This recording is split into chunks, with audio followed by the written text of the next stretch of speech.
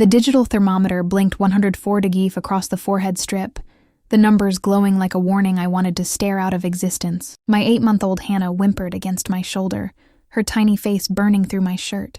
My heart felt like it was trying to climb out of my chest. "I'm calling the pediatrician," I said, already reaching for my phone.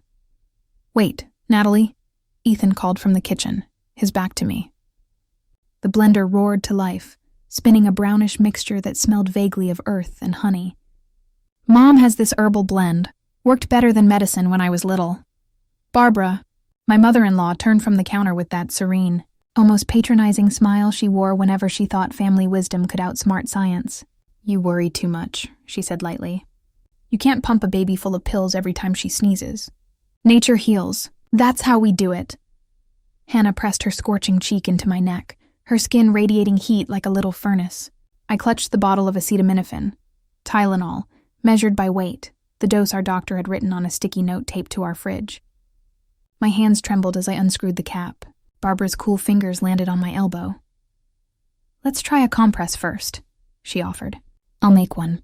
You don't want to poison her with chemicals, do you?" She said chemicals as if it were a curse. From the living room floor, Lily, my 7-year-old, looked up from her magnetic tiles. Her wide eyes flicked from me to the medicine bottle to Hannah. She didn't say anything, but her expression tightened, an instinctive fear, quiet and animal, like the moment before thunder cracks. "I'm calling anyway," I said. I needed a voice that didn't belong to the house. The voicemail on the pediatrician's line spoke in calm tones. "For babies over 3 months with fever over 103 degrees, or if the baby seems very tired, won't drink or has trouble breathing, call 911 or go to the ER." I pressed 0 for the on-call nurse. "This is Natalie Miller," I said. "My daughter's 8 months. 104 degrees. She's hot, fussy, barely drinking.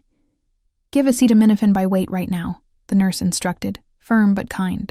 "If her fever doesn't drop in an hour, or if she gets more listless, go to the ER. No mixing meds with herbs or honey. No home remedies." I hung up and repeated out loud, "Acetaminophen." Saying it aloud killed the doubt trying to grow roots in my chest. Barbara wrinkled her nose. "Phone advice. In my day, mothers trusted their instincts. Here's a compress. And this," she held up a steaming mug, "bark tea. Brings fever down gently. Natalie, don't be a robot." "I'm a mother," I said quietly, "and I'm doing what the doctor said." I measured the Tylenol, lifted Hannah's flushed face, and coaxed the syrup into her mouth. She grimaced and swallowed. I kissed her damp hair, whispering a promise that everything would be okay even as my stomach twisted. "Cold juice will make it worse," Barbara muttered behind me. "Modern medicine goes to extremes." I didn't answer. I just sat there, feeling Hannah's shallow breaths against my collarbone, fast, uneven, but still steady. Lily patted over silently and whispered, "Mom, can I sit with you?" "Of course," I said, opening my arm. She nestled close, tiny and serious. From the kitchen came hushed voices. Ethan and his mother, 2 silhouettes blending into the doorway, believers in remedies that belonged to another century. I set a 45-minute timer and watched the clock crawl. An hour later, the thermometer blinked again. 103.6 degrees. A small dip. Not enough. Hannah's body was limp against mine, her head rolling slightly as she dozed and twitched. My gut said we were losing and didn't know it yet. I typed 911 into my phone but hovered. 30 more minutes, I told myself. If the numbers didn't fall, we go. The house was too quiet. Bags rustled in the kitchen. Barbara was mixing something again. Lily disappeared down the hall and returned with wide eyes. "Mom," she whispered. "Grandma said she's making a healthy syrup for Hannah." "Don't be mad," my heart clenched. "I'm not mad," I said softly. "But I'm doing what the doctor said." I took Hannah's temperature again. 104.2 degrees higher, that was enough. I pressed call. 8-month-old, I said to the dispatcher, voice shaking. "Fever 104 degrees. Gave acetaminophen by weight. She's breathing but hot and fussy. Stay on the line," the operator replied. "Help is on the way." I nodded to no one, rocking Hannah gently. "Keep crying, baby," I thought. Crying means strength. Crying means you're still fighting. Barbara rushed in, eyes wild. Why did you call 911? We can handle this. I made bark syrup, real medicine from nature. But I just held my daughter tighter. The sirens faint in the distance and whispered into her hair. Hold on, sweetheart. Help is coming. She held up a seltzer bottle. A thin amber ring marked the glass where Theliquid used to be. Something clicked in my head. Put it away. I said, Ethan, get the bag. Blanket, diapers, insurance card, my wallet. Natalie, he said, dazed.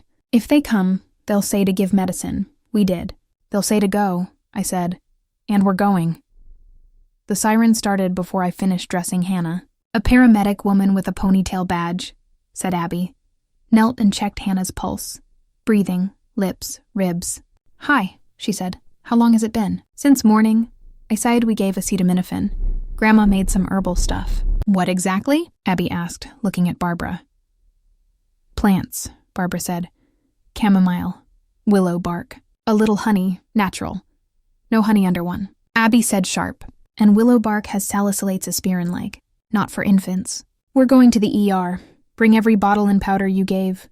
Barbara pressed her lips together, something scuttling behind her eyes like a bug caught in the light. Lily looked up at me, very serious. I pulled her close like my arm could shield her from bad words. The ER was metal and fast plastic curtains, beeping monitors. A nurse clipped a pulse ox on Hannah's toe. A tech drew labs. The doctor, Dr. Patel, asked short questions. When did it start? What did she take? What did she drink? Any allergies, vomiting, seizures? Answered in little yes, no pieces. Barbara pushed out her jaw. We treated naturally. My mother-in-law used this remedies forever. We need the actual ingredients, Dr. Patel said calm. We'll test blood and urine. And we need those bottles. Ethan stood with his hands locked together like a kid in the principal's office. We were 3 adults, and one small furnace of a baby, whose skin smelled like milk, sweat, and prayer. A nurse came with a woman in a plain cardigan. The hospital social worker. This is routine, she said. With high fevers in infants, we check the home picture. We're here to help. Our job is the baby's safety. I nodded. Barbara turned toward the window. Ethan whispered. She waved him off. 2 minutes later, Dr. Patel came back. Fever down to 101.8 degrees with meds. Hannah's breath was softer. The stone in my stomach shifted 1 inch. Labs show salicylates, Dr. Patel said, likely from willow bark. In infants, there are risks. Stomach irritation to more serious effects. Also, honey before 12 months can cause infant botulism. So that's a hard no. I'm not judging. I'm informing. But it matters, Barbara snorted. Kids grew upon honey and herbs. Now doctors make everything scary. We also see you dose acetaminophen correctly. Dr. Patel said to me that helped, but someone gave other things. We're making a report to Child Protective Services. It's protocol, not punishment. They'll decide if there was risk. Hannah stays overnight for observation. Lily touched my sleeve. She mouthed, Mom, can we talk? 1 second, I whispered. We stepped into the hall. Lily took out their kid's tablet. Her hands shook a little. She opened the photos, the kitchen, the pink cap medicine cup, the seltzer bottle, a dropper over the Tylenol cap, amber drops falling in. I saw it, she whispered.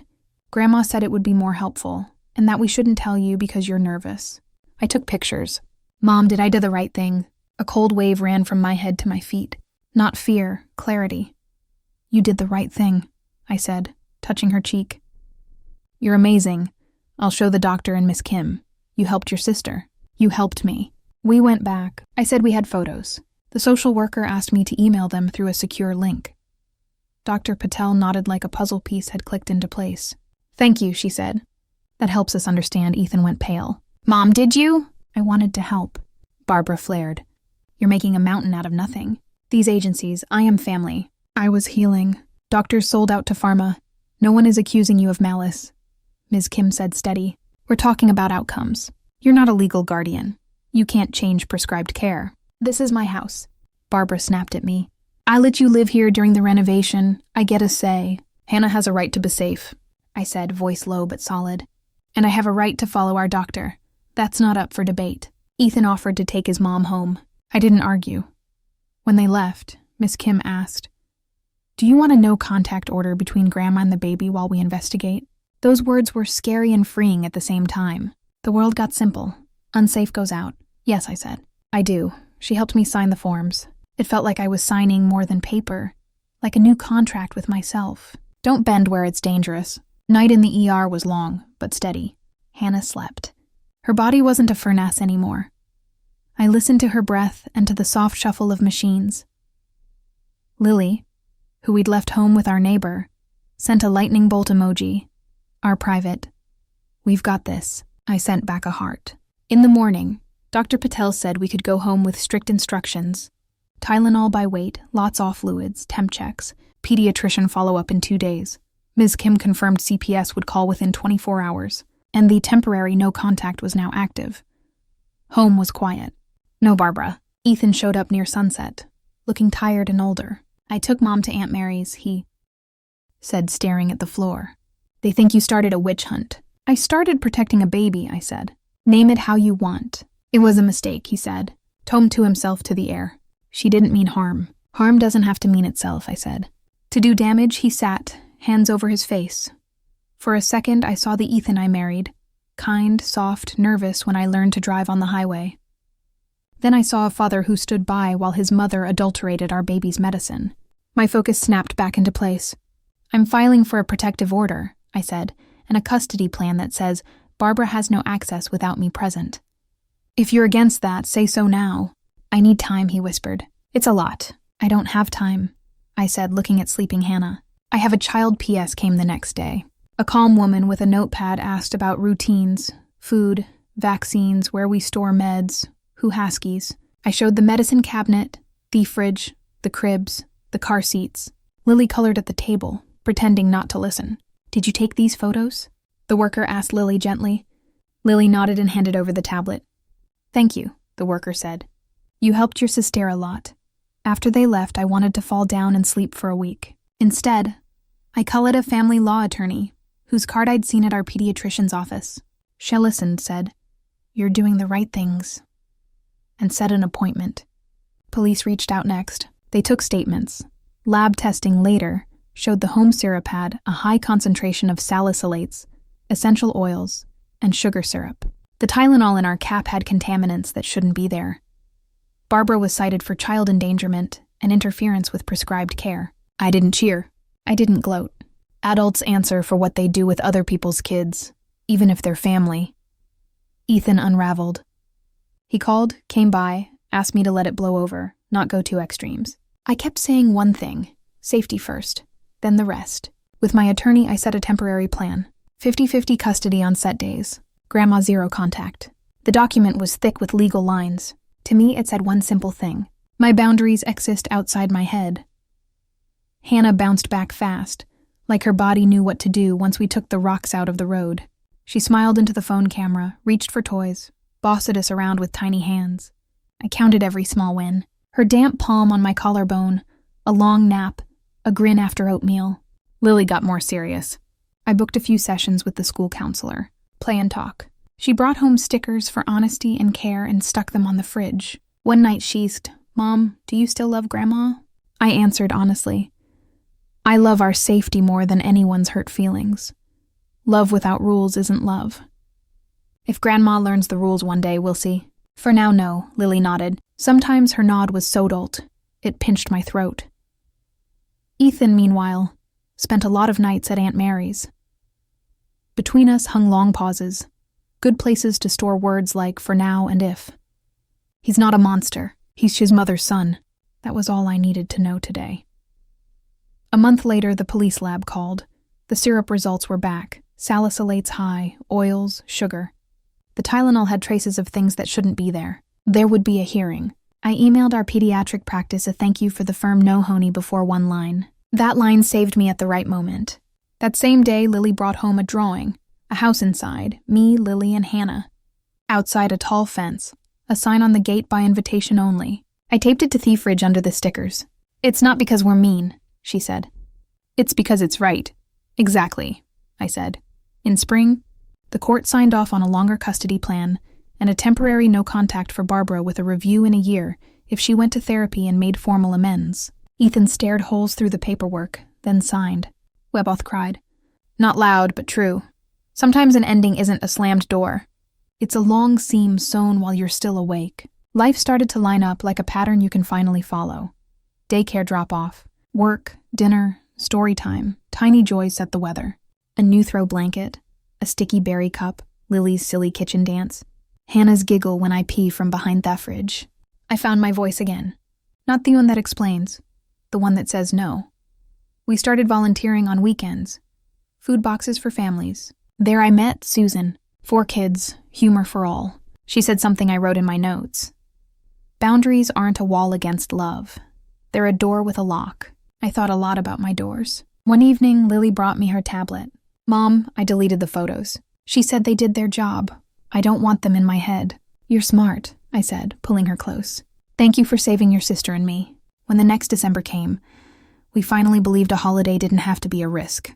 We put up a small fake tree, paper stars, and on top, Lily taped a cardboard lightning bolt, our sign for truth. We baked cookies. The kitchen smelled like vanilla and cinnamon. I watched my girls and thought how easy it is to call anything family. Blood, habit, fear, and how hard it is to give that word meaning. Barbara didn't call. Ethan sent a short Merry Christmas and a photo of the toy Hannah loved at his place. We agreed he would visit 1 hour. No, Barbara, he came. He sat, he watched, he left gifts. He didn't test the rules. That was his best gift all year. After the girls fell asleep, I poured milk, grabbed cookies, and scrolled my phone. In my notes sat the first line from that night. Edry Fortigi F. Tylenol 911 EI. I thought how easily we could have slipped into a different life. How thin the line is and how it holds if someone says no at the right time. I wrote Lily a note and tucked it under her pillow. Thank you for telling the truth. That's a superpower. In the morning, she walked into the kitchen with the note and smiled.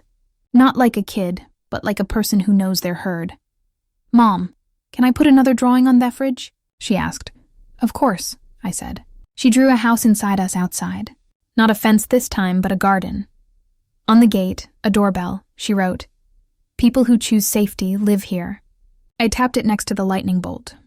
Sometimes American rules are just human rules where kids come first. They're not loud, they don't need a pledge. They're one thing, do no harm. If someone can't handle that, we have doors with locks, phone numbers, and the word no. That evening, Hannah's forehead was warm, teething, 100.4 dig. I gave acetaminophen by weight.